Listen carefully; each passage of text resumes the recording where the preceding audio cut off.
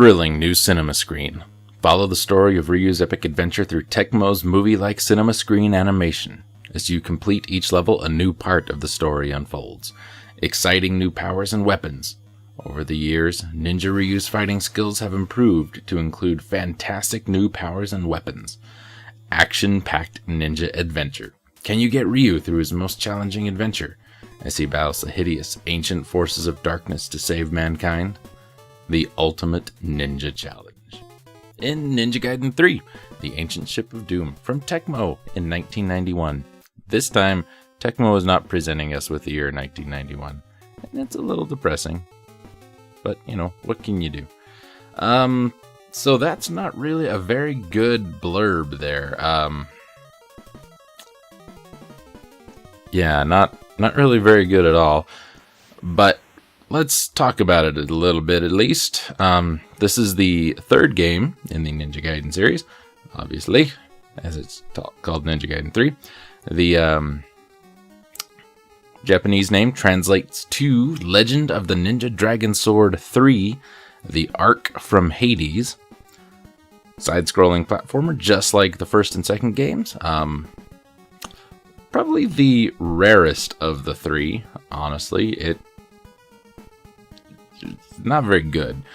The NES version was not released in Europe. It was later ported to the Atari Lynx, and that's how they ended up getting it in Europe. It was re-released as part of the Ninja Gaiden trilogy for the Super Nintendo in 1995, long after it was released for the Virtual Console.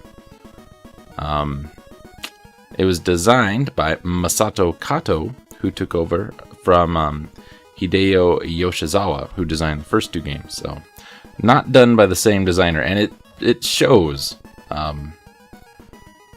Supposedly, this game actually takes place between the first two games. Not too sure how that works. In which Ryu is framed for the murder of Irene Liu and investigates the circumstances behind her death.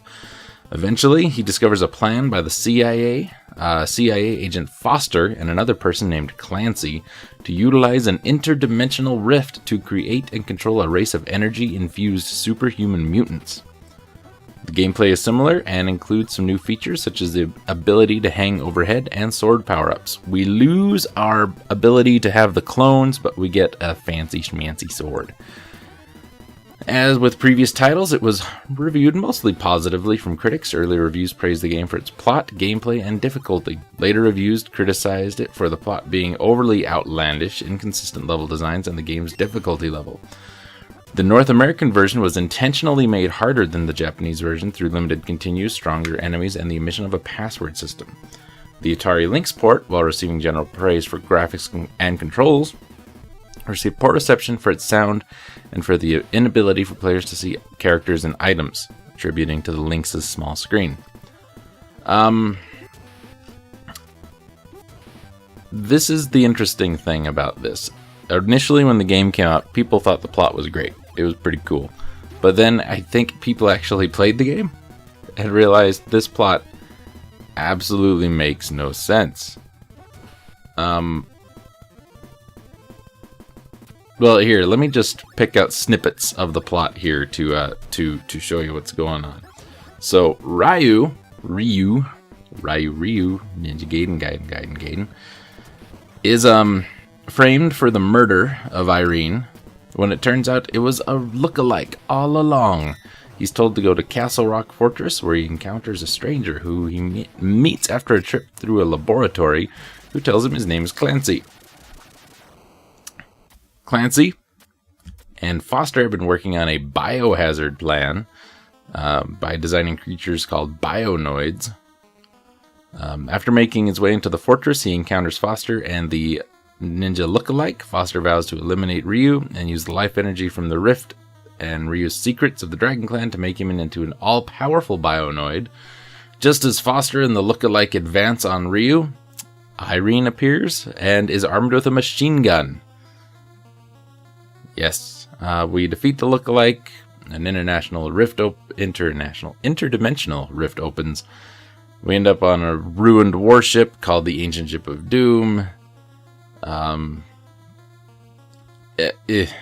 What? I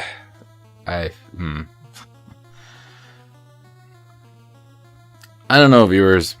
It plays very similar. Some of the things are better. Some of the things are worse. Generally, I consider this one to be the worst in the series, mostly for the plot. The graphics are pretty good, but the way they've changed Ryu's look makes him look really little kidsy to me, and I have a hard time getting around that. Still, we'll probably end up Let's Playing it someday.